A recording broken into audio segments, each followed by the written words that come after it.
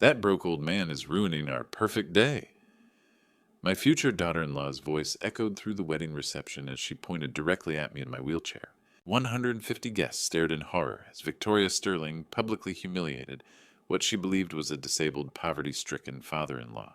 But what she didn't know was that I had a $45 million fortune, and I was about to use my Hollywood connections to orchestrate something that would destroy her life and career forever. The months of careful planning, the elaborate deception, the professional makeup and acting coaching, it was all leading to this moment when her true character would be exposed to the world. Before we dive into how I won back my dignity and my son's happiness, please let me know in the comments where you're watching this from. Are you Team Paul? Or do you think I went too far? I'm curious to see how people from different places view what I did to protect my son. My name is Paul Clark, and at 68 years old, I thought I'd seen every kind of person life had to offer. I spent 30 years building a film production company, from nothing, working with actors, directors, and Hollywood executives who could charm you one minute and stab you in the back the next. But nothing in my professional life prepared me for what I'd discover about my future daughter-in-law during what was supposed to be our first serious wedding planning dinner. Since my wife Margaret passed away 3 years ago, I've been living quietly in a modest apartment in Pasadena. After decades of Hollywood's chaos and Margaret's long battle with cancer, I chose simplicity. No flashy lifestyle, no expensive cars, just me and my memories in a small place that feels like home.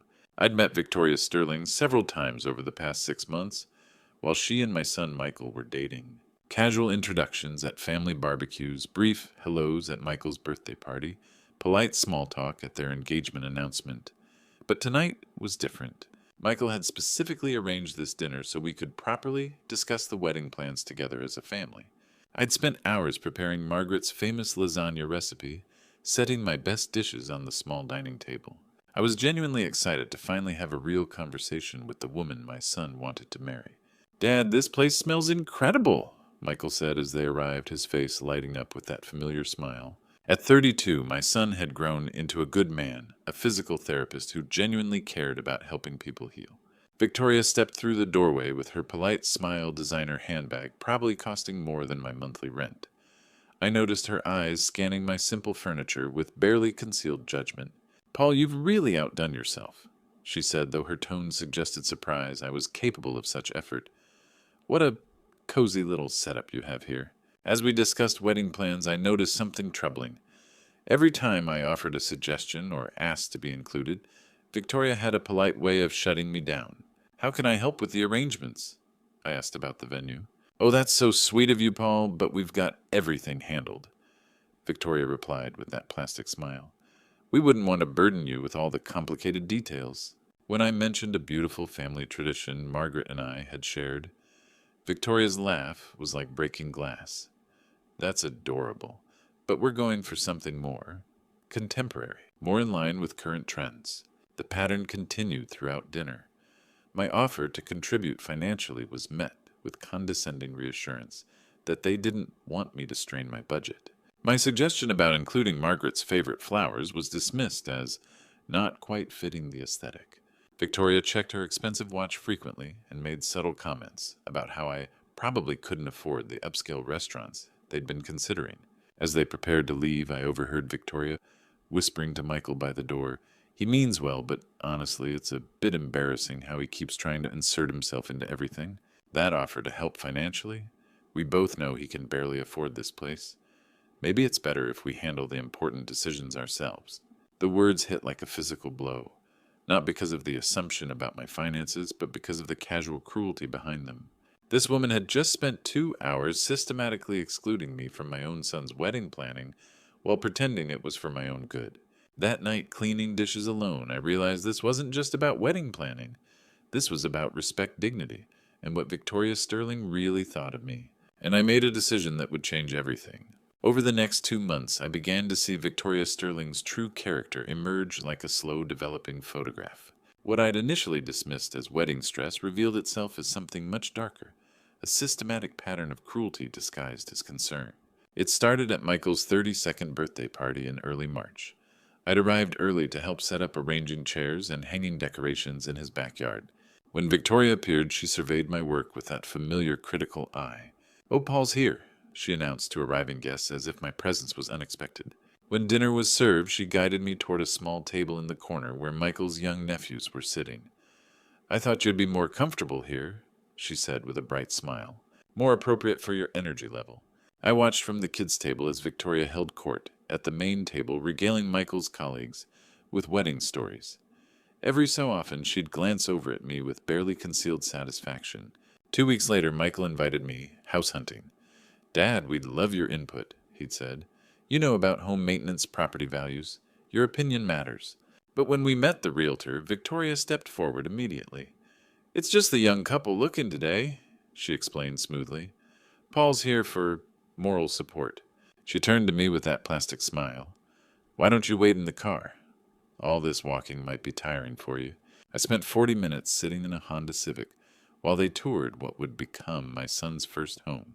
Through the windows, I could see Victoria pointing and gesturing, making decisions about where my grandchildren might someday play, all while I was treated like an elderly chauffeur. The engagement party in April was perhaps the worst. Victoria's family had rented a private room at an upscale restaurant in Beverly Hills. I'd put on my best suit and brought a heartfelt card with a personal check. "Everyone, I'd like you to meet Michael's father," Victoria announced to her relatives. "Paul's been struggling a bit since his wife passed, so we're keeping an eye on him. He tries so hard to help, it's really quite sweet. Keeping an eye on him. Tries so hard." The words were chosen carefully designed to make me sound like a charity case, rather than the groom's father. But it was what happened after dinner that truly opened my eyes. I'd stepped outside for air when I heard Victoria talking to her friend Sarah near the restaurant's entrance. "Honestly, I don't know what Michael sees in maintaining this relationship," Victoria was saying. "He's just a broke old man trying to stay relevant.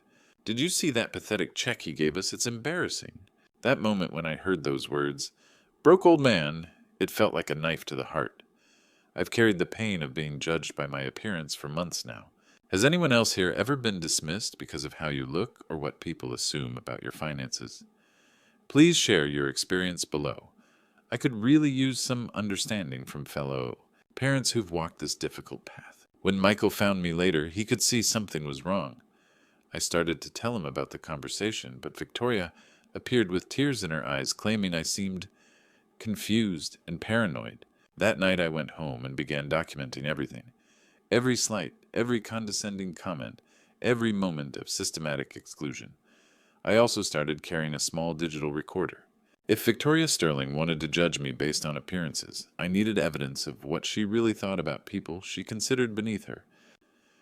3 months had passed since I started documenting Victoria's behavior, and my notebook was filling up with incidents that painted a disturbing picture. But documentation wasn't enough. If I was going to protect Michael from making the biggest mistake of his life, I needed something more dramatic, more undeniable. I needed a plan that would reveal Victoria's true character beyond any doubt. It was a quiet Thursday morning when I made the decision that would change everything. I sat at my small kitchen table, surrounded by photo albums I hadn't opened since Margaret's funeral. Her face smiled back at me from dozens of pictures. Our wedding day, Michael's childhood birthdays, family vacations where we were genuinely happy. "What would you do, sweetheart?" I whispered to her photograph. Margaret had always been the moral compass of our family, the one who believed that people's true character emerged when they thought no one was watching. At 10:30, I opened my phone's banking app, something I rarely did anymore.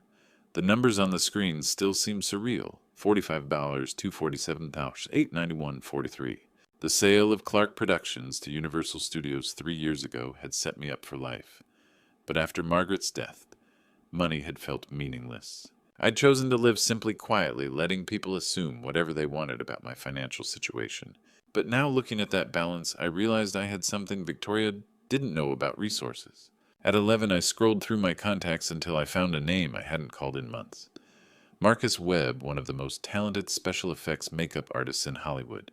We'd worked together on dozens of films during my producing years, creating everything from aging effects to injury simulations. "Marcus, it's Paul Clark," I said when he answered. "I need a favor, a big one."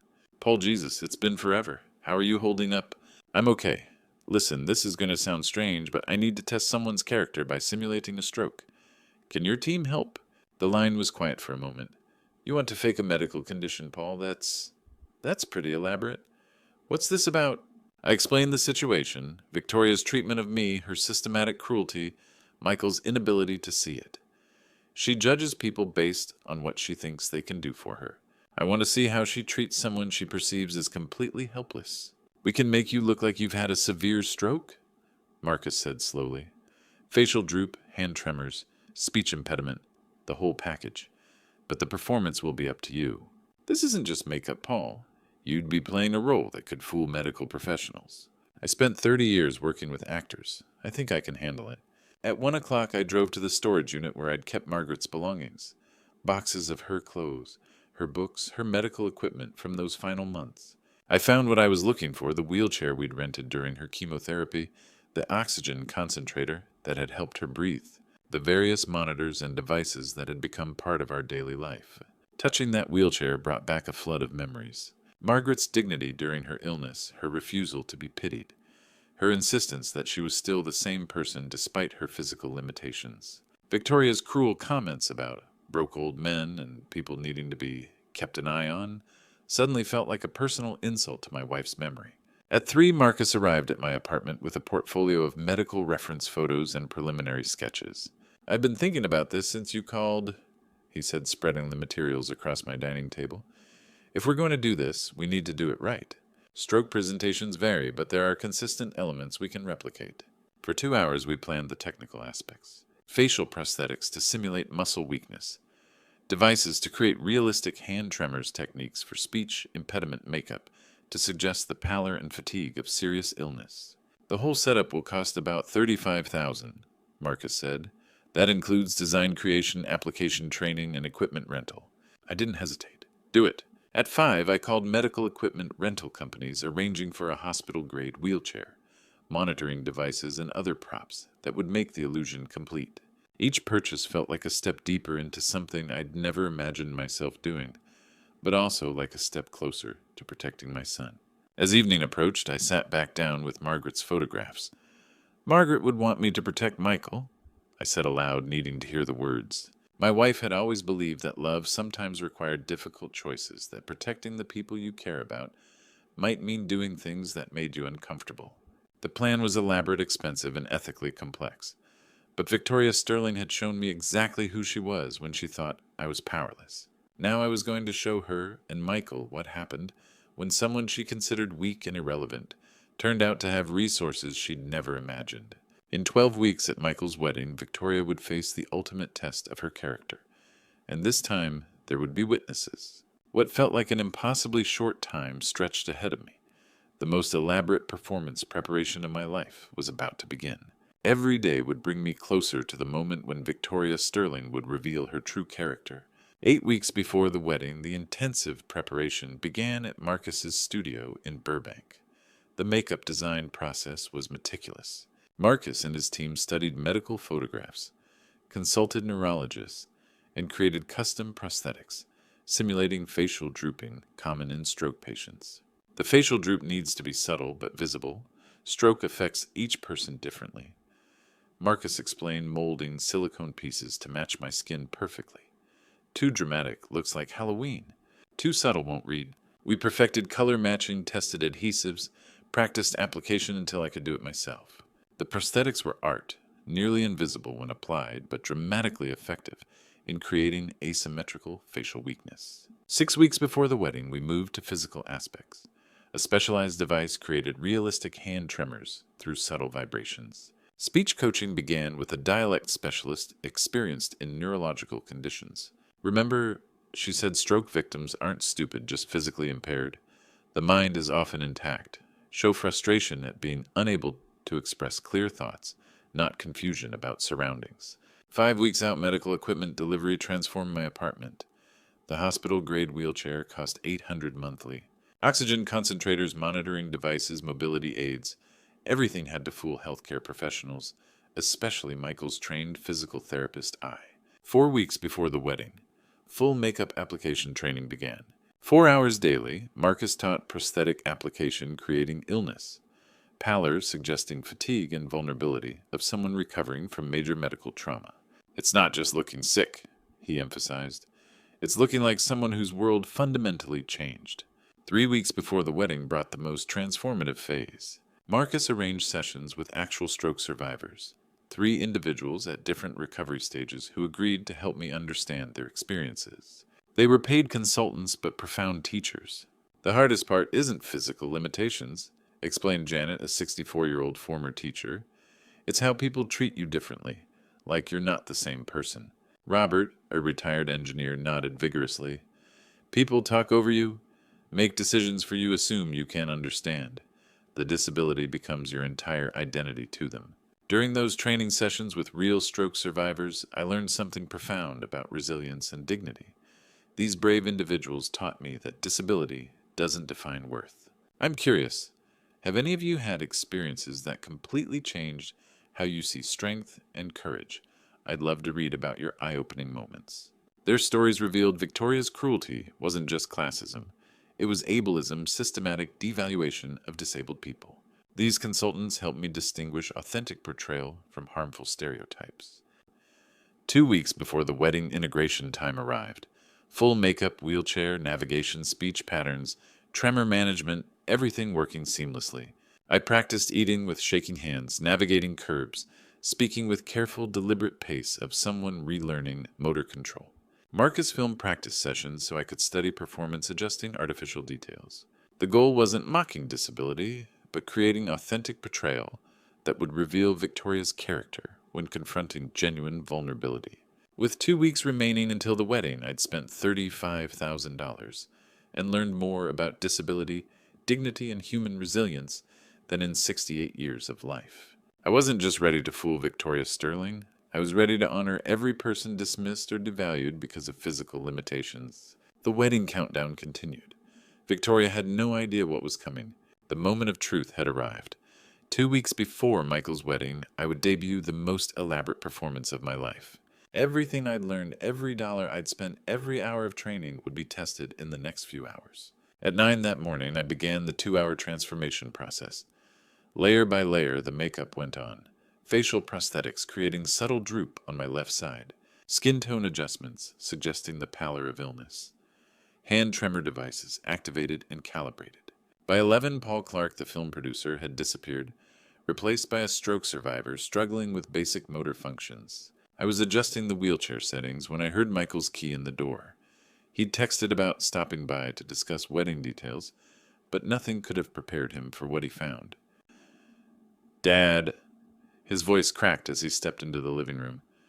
Dad, when did this happen? Why didn't you call me immediately? The devastation in his eyes nearly broke my resolve. This was my son, the boy I'd raised, the man I was trying to protect, and I was lying to him with every labored breath. Happened last week. I managed slurring my speech exactly as the dialect coach had taught me. Didn't want to worry you before wedding. Michael dropped to his knees beside the wheelchair, his physical therapist training immediately kicking in. Can you lift your left arm, squeeze my fingers with both hands? Follow my finger with your eyes. I performed each test with the careful imprecision I'd practiced for weeks. Weak grip on the left, slightly delayed eye tracking the tremor in my right hand, making fine motor control appear compromised. We need to get you to a hospital, Michael said, tears forming. This is serious, Dad. You need immediate evaluation. No hospital, I whispered. Just want to see you. Married. Happy. At 2 o'clock, Victoria arrived for their planned lunch. The moment she saw me in the wheelchair, her face transformed. The polite mask she usually wore cracked, revealing something ugly underneath. Oh my God, Paul, she said, taking an involuntary step backward. How bad is it? Her tone wasn't compassionate concern, it was horror mixed with disgust. She looked at me the way someone might look at roadkill, something unfortunate that had happened, but needed to be managed quickly and quietly. The doctors aren't sure about recovery timeline, Michael explained, his voice heavy with grief. Victoria's eyes darted between Michael and me, and I could practically see her mind racing. Wedding photos with a disabled father-in-law, reception logistics, social embarrassment. Maybe we should postpone the wedding, Michael suggested. No, Victoria said quickly, too quickly. Your father wouldn't want that. Would you, Paul? I shook my head weakly, playing my part. Later that afternoon, I insisted on a grocery store trip. a public test of the performance. Strangers offered sympathetic smiles. Held doors spoke to me with gentle patience. Their kindness was genuine, automatic human. Victoria's reaction was the opposite. She walked 3 steps ahead, avoiding eye contact, her body language screaming discomfort and shame. That evening, as they prepared to leave, Victoria pulled Michael aside. I caught fragments of their whispered conversation.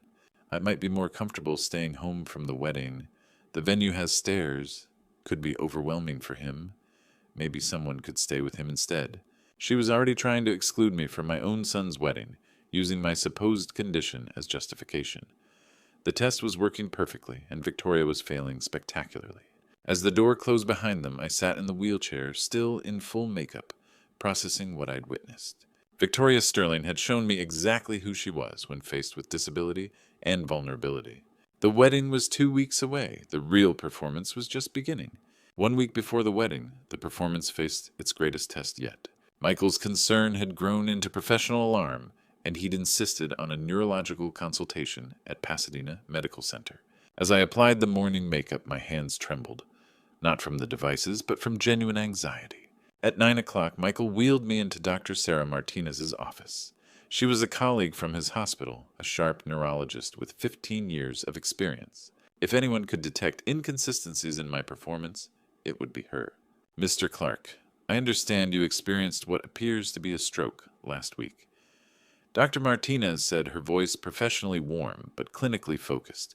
Can you tell me about the onset of symptoms? I launched into the carefully rehearsed story, slurring words appropriately, pausing as if struggling to find language. Was watching television. Suddenly, left side felt strange, weak. Michael sat forward anxiously as Dr. Martinez began her examination. Reflexes, coordination tests, cognitive assessments. I performed each with the subtle impairments I'd practiced, but I could see her frowning. At 9:30, she tested my deep tendon reflexes with a small hammer. My months of training with stroke survivors had taught me to suppress normal responses slightly, but apparently not enough. Interesting, she murmured, making notes. During a break, I heard her whisper to Michael in the hallway, his deep tendon reflexes don't match the described cerebral damage pattern. The presentation is unusual. My heart pounded as they returned. Dr. Martinez continued testing, checking my proprioception, my body's sense of spatial positioning. Again, I tried to simulate impairment while maintaining the performance. At 11, Dr. Henry Sterling appeared, Victoria's uncle, the cardiologist. He'd apparently heard about my condition through family channels and stopped by out of professional curiosity. Mind if I observe? He asked Dr. Martinez. I've been hearing about Paul's situation from my niece. Now, I had 2 medical professionals studying my every move. Dr. Sterling watched with the sharp eyes of someone who'd spent decades diagnosing patients, his gaze moving between my face and hands with uncomfortable intensity. Paul, Dr. Martinez said, "Can you touch your nose with your index finger, then touch my finger?" I performed the test with carefully calculated imprecision, but I caught Dr. Sterling's slight frown. At 11:30, I decided to lean into confusion as a defense mechanism. Where am I? I asked, looking around with manufactured bewilderment. Michael, why are we hospital? Dad, we're getting you checked out, Michael said gently, but I could see doubt creeping into his expression. The most challenging moment came at noon when Michael's physical therapy training fully activated. Dad, your proprioception seems remarkably intact for someone with this level of brain injury, he said using precise medical terminology that made my stomach drop. Sitting in that doctor's office, pretending to be confused while my own son examined me with his professional eyes, it was one of the hardest things I've ever done. The guilt of deceiving Michael, even for his own good, was eating me alive. Have any parents here ever had to make a difficult choice to protect your children, knowing they might not understand? How did you handle that burden? Please share your stories in the comments below. I could really use some understanding from fellow parents who've walked this difficult path. Sometimes stroke presentations vary significantly, Dr. Martinez said diplomatically, but her tone suggested she wasn't entirely convinced. As we left, I overheard her final comment to Dr. Sterling. The neurological signs are inconsistent with typical stroke patterns. I'd recommend additional testing. Michael was quiet during the drive home, his medical mind clearly processing what he'd witnessed. The wedding was 1 week away, and I could feel the walls closing in. That evening, as I removed the makeup in private, I realized the performance had reached a critical juncture. Medical professionals were growing suspicious. My son was questioning the diagnosis, and Victoria was planning to exclude me from the wedding anyway. Time was running out. The wedding would be my final opportunity to reveal the truth and expose Victoria's character. Everything depended on the next 7 days. The day I'd been planning for 12 weeks had finally arrived. As I applied the stroke makeup one final time, my hands shook with genuine nervousness. At 2 o'clock, I arrived at the Pasadena Medical Center's elegant ballroom, in full performance mode. Victoria's face went white when she saw me roll through the entrance. "You actually came," she said, her voice tight with barely controlled fury. "Wouldn't miss my son's wedding," I managed through slurred speech. She quickly directed ushers to position my wheelchair behind a decorative pillar, completely hidden from the ceremony. Even on her wedding day, Victoria couldn't bear the sight of disability. The ceremony proceeded beautifully. Michael looked handsome in his tuxedo, though I caught him glancing toward my corner with concern. Victoria played the perfect bride for 150 assembled guests. At 4 o'clock during reception toasts, Victoria took the microphone. "Michael and I want to thank everyone for being here," she began sweetly. Her eyes found me, and her expression hardened with disgust.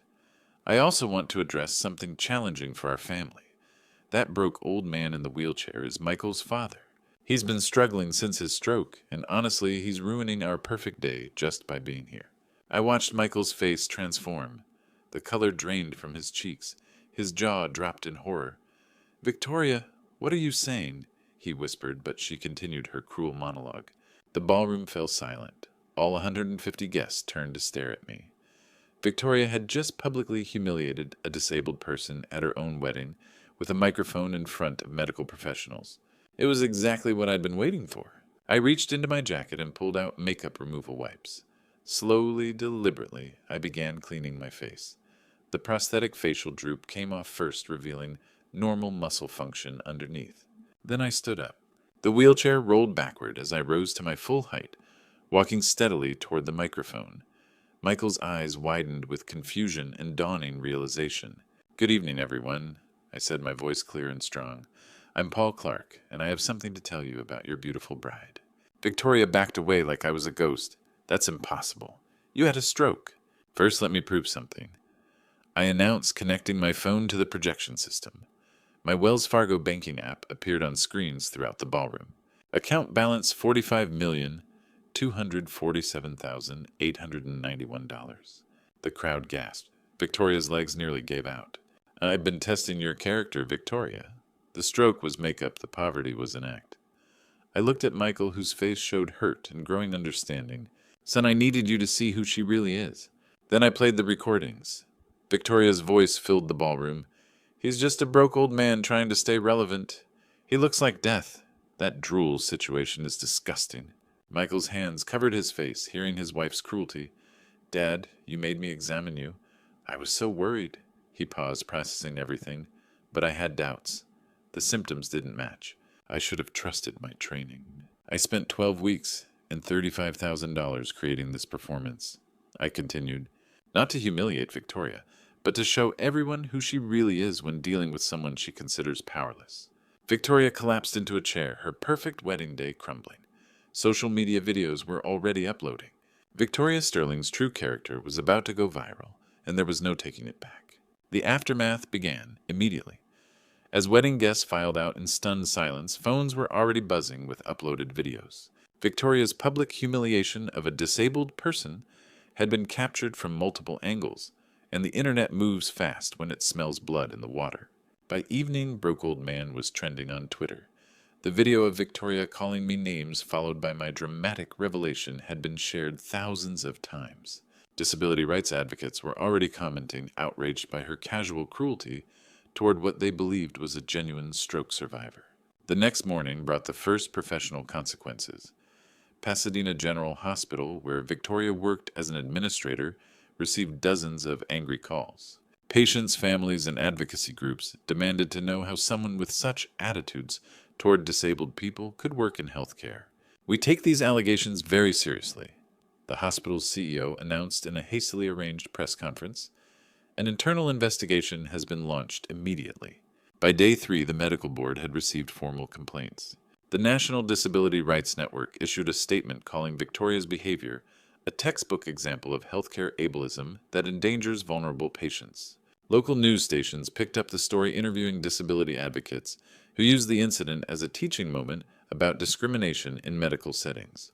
Dr. Sterling, Victoria's own uncle, publicly distanced himself from her actions. As a medical professional, I'm appalled by my niece's behavior. This attitude has no place in healthcare.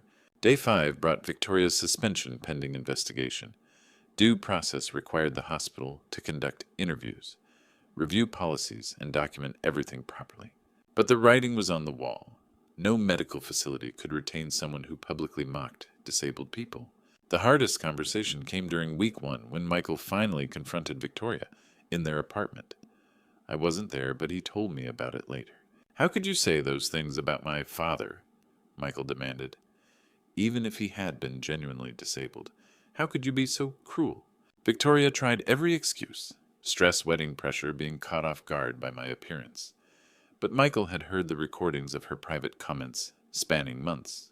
This wasn't a momentary lapse, it was her true character. "I can't be married to someone who calls disabled people broke old men," Michael said with quiet finality. "I work with stroke survivors every day. I've seen their courage, their dignity. What you did was unforgivable." By week 2, Michael had filed separation papers. When reporters asked me about the situation, I kept my response simple.